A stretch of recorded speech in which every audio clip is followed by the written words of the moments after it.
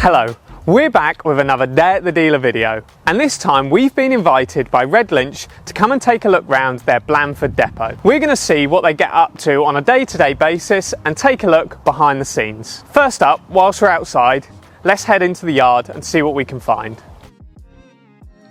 So Paul, we've come outside and you're going to take us round Redlynch. Start us off, run me through how this started in the expansion. We have 3 depots. So head office would be up at Bruton, and we have another depot up near Salisbury. It became fairly evident that talking to farmers in the area, they were quite interested in buying Fendt tractors. We set up this little depot here, which was effectively just the corner of a cowshed and a small porter cabin office. 5 years ago, we took the decision to spend some money and refurbish the whole building. So effectively, the roof came off, the sides came off, so to everything you can see today. Can we take a look around the yard, see what you've got? Yeah, of course. First off, I've noticed this lovely little machine. Small display area, so we have a small machine sat on it. That's perfect. You've got brand new forager sat here. Demonstrator Katana 650, which has been here to do a few grass demos with. And then we have a used 828, which has been prepared, cleaned up, serviced, ready to go out if we get a potential customer. And again, a used top of the range 936, 1500 hours, and sat ready to go basically.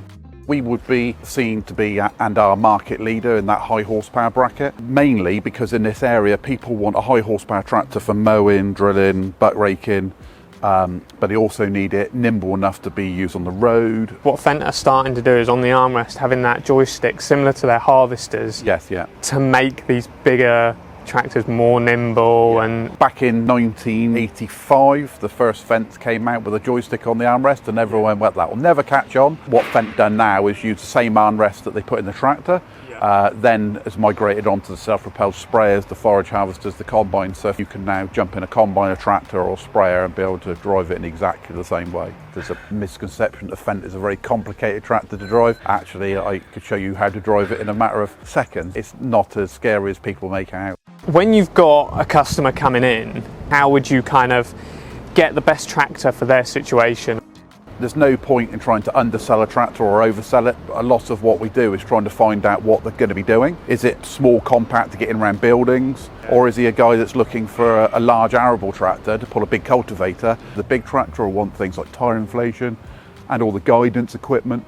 Talking of that tyre inflation, what's the point of it? With each job, you're supposed to set the tyre pressure to suit the job. The problem that is, it's a very slow, laborious process with an airline in the workshop. And the operator doesn't always want to do it because it takes too long. The beauty of Varia Grip on the Fendt tractor is you can do it all from in the cab. It's a press of a button on the screen. So it's all inbuilt and a really good system. What's the new thing that's come in and you've gone, that is brilliant? We're quite big into slurry pumping equipment. We've got some new machines coming in from Canada later in the year that will be revolutionary in the UK. So a lot of these larger dairy farms are having to store their slurry from October to February due to environmental issues. Because of that, they're having to dig bigger lagoons. Problem is then getting it out. So we're importing the Nuhn equipment from Canada, who specialise in big heavy duty pumping equipment to be able to pump this stuff out, get it out onto the field. Basically, we're always looking for solutions for a problem the farmers come to us with. With these new pumps, you've said that they are more powerful. Does that mean that you've got to go and buy a 900 series or a 700 series to run them? The difference in the pumps is efficiency. So for the same amount of horsepower you put in, you get more litres or more gallons out the other end. And that's the same whether it be a grain drill or a slurry pump or a Fendt tractor. You know, they're looking to be more efficient. This is a 728 Gen 7. 280 horsepower, maximum horsepower 305. This particular one fully spec with cool box, extra screens, tyre inflation, front linkage, front PTO. Probably one of our most popular models and popular spec. Tractor's very easy to drive. Select forward speed, let the handbrake off, squeeze the throttle pedal. Faster you squeeze the pedal, faster you go. Come off the pedal, come to a stop. They're now a single speed vario, so infinitely variable transmission from 0 to 65k. So you don't have to change range, you don't have to change gears. You literally squeeze the throttle and it goes from a standstill to 65k, back to standstill again without touching anything, changing gear, doing anything really. Brilliant. Turning circle is amazing as well. Oh. That's brilliant. You want to have a drive? Yeah, sounds good. So this tractor's actually got an automatic handbrake. So basically you select forward on your controller, squeeze the throttle, handbrake comes off by itself. That's really easy. And that's how complicated it really is. I've not seen that automatic brake. Yeah. It's an option on Gen 7 700s and Gen 7 900s.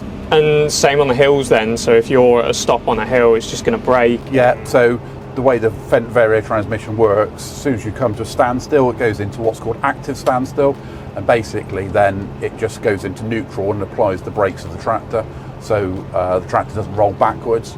You then squeeze the throttle and the tractor will just start moving off again. Brilliant.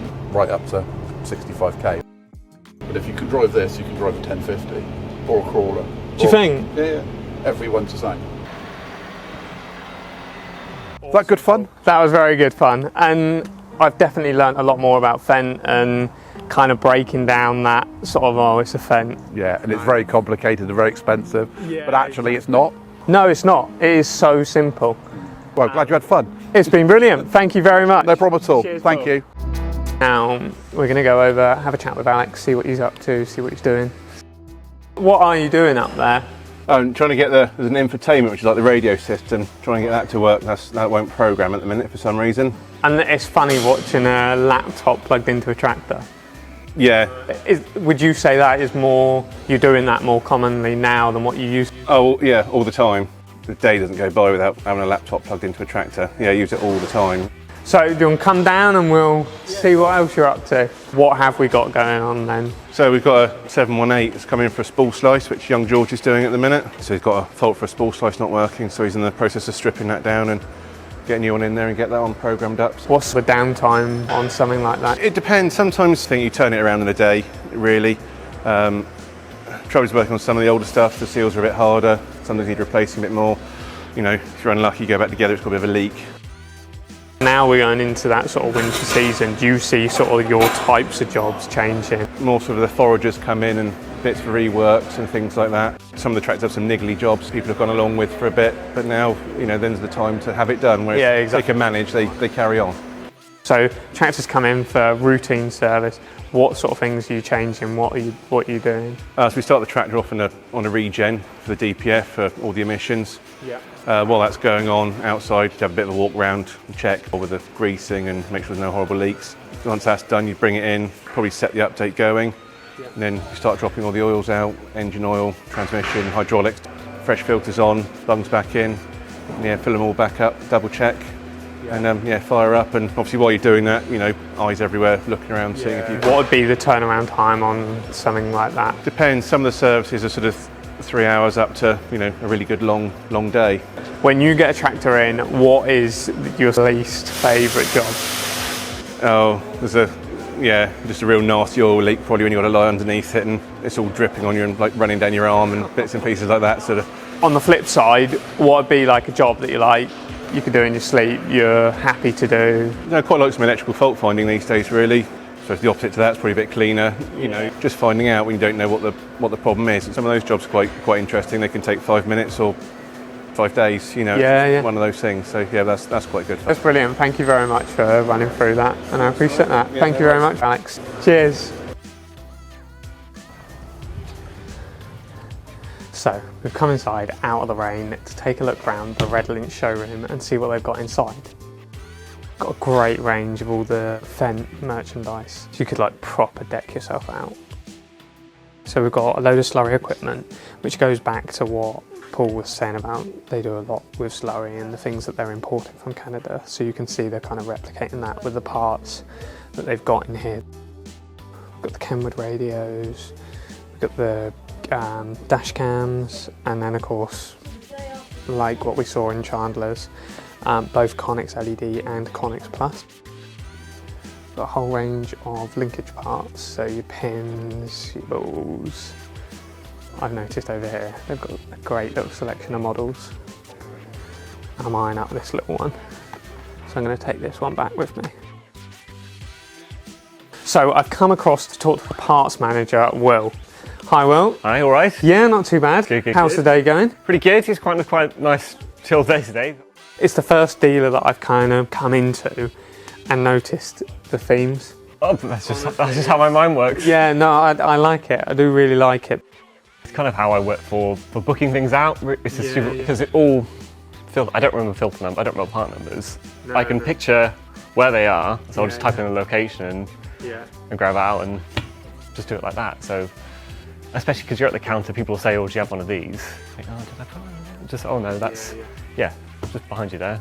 Yeah, you know exactly where everything is then. Yes. And So on the front, kind of as you come in, we've got the chrome cleaning stuff, which is we've got new for Echo, and then the Sperex lights. Now we're coming to winter.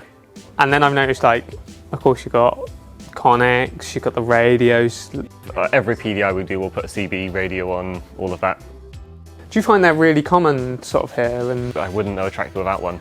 can you see the manufacturers just making them a standard? I don't know why they don't. Or even like an optional extra, Yeah. so that it's built in when you get your new tractor? Standard we do on a PDI, just always put CB radio on it. What are you sort of excited for or hoping 2025 is going to look like?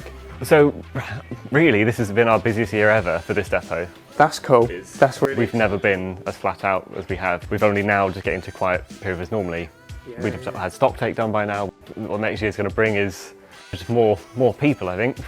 We're just expanding, and Do you feel like you're expanding in this area? relatively speaking to the dealers that are around us that have been here for donkey's years, yeah, we are new on the block. Brilliant. No, it's exciting. It is exciting. Yeah. Thank you very much, Will. No worries. No. Great. Nice to meet you. And you. Now, I've come into this 900 series and see what it's all about, and it's lovely. It's really comfortable, really nice setup. So whilst I have a look at all of this, don't forget to drop a comment down below, and I'll see you in the next video.